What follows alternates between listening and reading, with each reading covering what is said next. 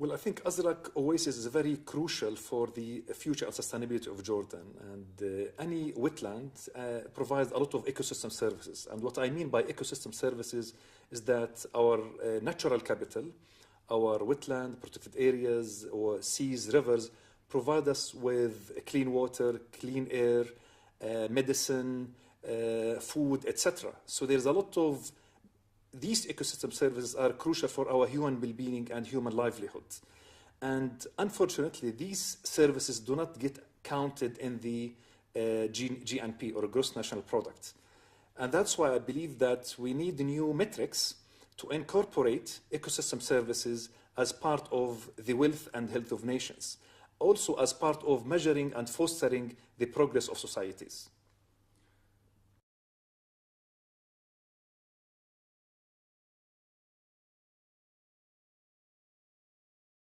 In many cases, part of the problem, the crisis of Azraq Oasis, is how we look at regional planning and land use planning.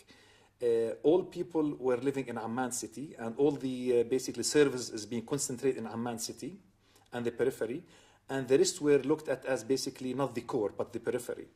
And we need to rethink our regional plans and decentralization plans in terms of socio-economic development.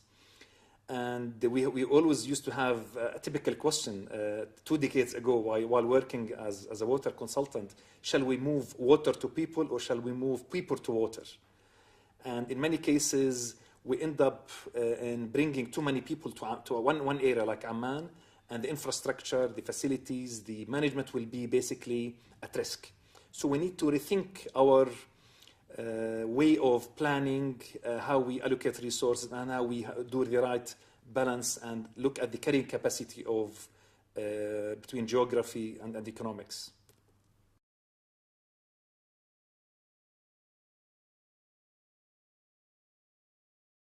Well, I think within the Arab culture there is a lot of references that refers to the value of our natural capital. You know, people in business talk about 5 capitals, including the human capital, the social capital, the financial capital, and the business capital, and the intellectual capital, and also the manufactured capital, the technology.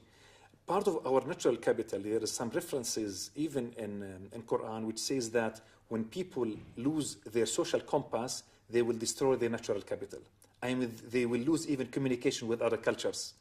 So basically, a key factor for the success of any society and organization is to make sure that you share knowledge with other cultures, and also you protect your natural capital. Because basically, you cannot invest on a dead planet. You cannot invite tourists to Azraq or Amman or Petra if you don't have clean air and clean water. So basically, they are all interlinked.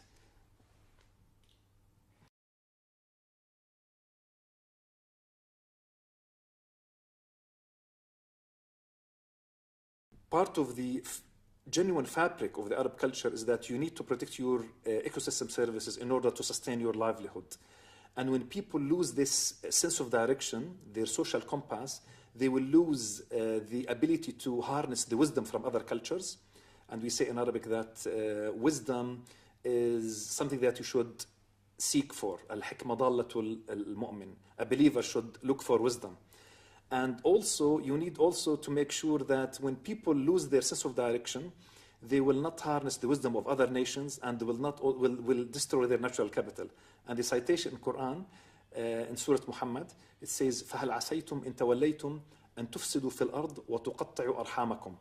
So basically, this is the key message that is partly of the new discourse, that we need to have this enlightened discourse between East and West, that both the human capital and the natural capital are key ingredients for a sustainable future, or for a sustainable human civilization as well.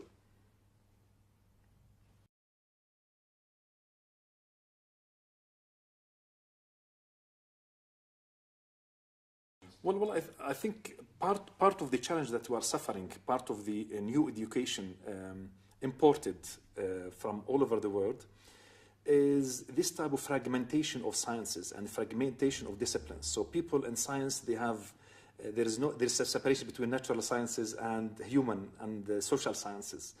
And there's even some sort of clash of vision between how people perceive what constitutes a good life. And the same applies to sustainability issues and the Azraq and the value of our ecosystem services and the wetland and Azraq in particular. I think the question should be framed differently. We should say, how would everyone benefits from a better utilization of Azraq, rather than saying, well, shall I invest in economy, social or industry or agriculture or environment? Because at the end of the day, it's all one pot. It's all one integral part. You can't separate environment from the social, from job creation, from human livelihood and human health. And in many cases, there's a lot of fragmentation for people, how we perceive reality and how we perceive the good of and the well-being of society. So we need to rethink these basic notions of sustainability, good life, or what we call hayat tayyiba, and people need to have a higher discourse, a higher understanding that what harms nature harms a human being, and what harms my neighbor will harm me at the end. So this type of integrated, holistic appreciation of the other, whether the other is the industry, the agriculture, my neighbor, the groundwater, or the surface water. Now there is a lot of fragmentation between surface water and groundwater, between agricultural uses and industrial uses, and between the economic value and the ecological value. At the end of the day, there should be one holistic, integral value for all.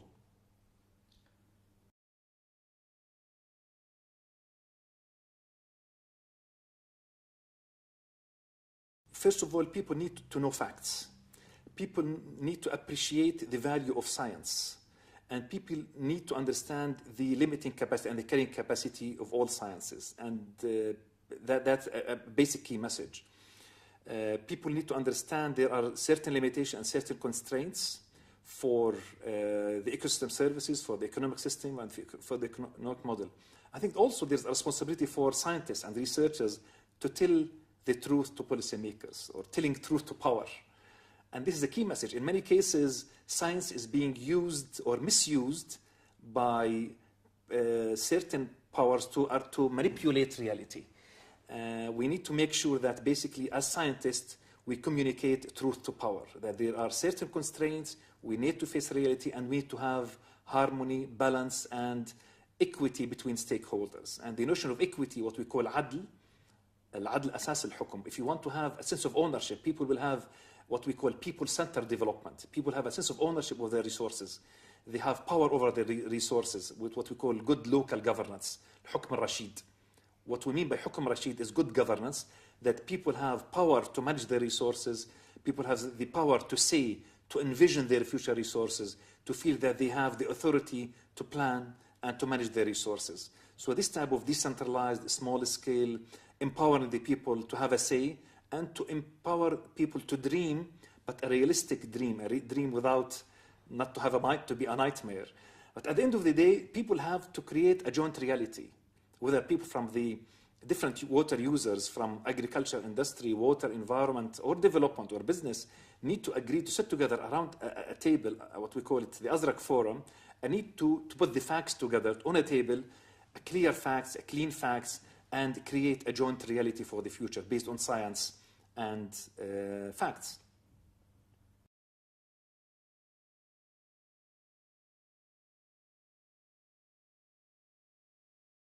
Well, my belief is that there was a lot of intensive dialogue and intensive communication with a lot of tension between stakeholders. Because at the end of the day, you need to manage expectations. And people need to realize the constraints, and people need to understand the assumptions for each stakeholder. So this is part of, again, creating a joint reality, people trying to understand exactly what's the future that we are trying to envision, and what are the basic facts and the assumptions and constraints. And I believe this intensive dialogue and empowering the local people was very fruitful, and the GIZ and the IUCN experience was very fruitful to basically what we call soul-searching exercise, to really enable people to see exactly where are we heading, can we do it, what are our resources, and people were trying to basically to develop scenarios for the future and to understand we are in crisis, but if we remain the main business model, it's basically a recipe for failure. So we need basically to change our attitudes, our lifestyles, and even our planning methodology.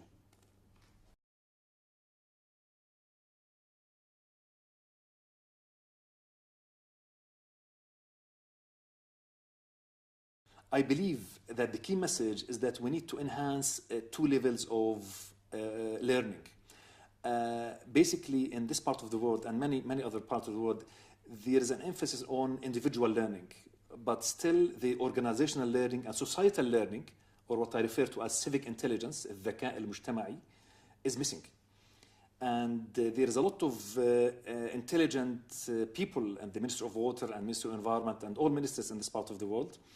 But however, we need to enhance this type of organizational learning and enable our ministries to be a knowledge-creating organization. So the water sector will have a lot of institutional memory to build on lessons learned, to build some reflections on what went wrong and how we can build on some lessons learned. So this is the key message, that people will be enabled to look at the system thinking approach. What went wrong, how we can look at the problem, not in a crisis mode, but rather in more integrated manner.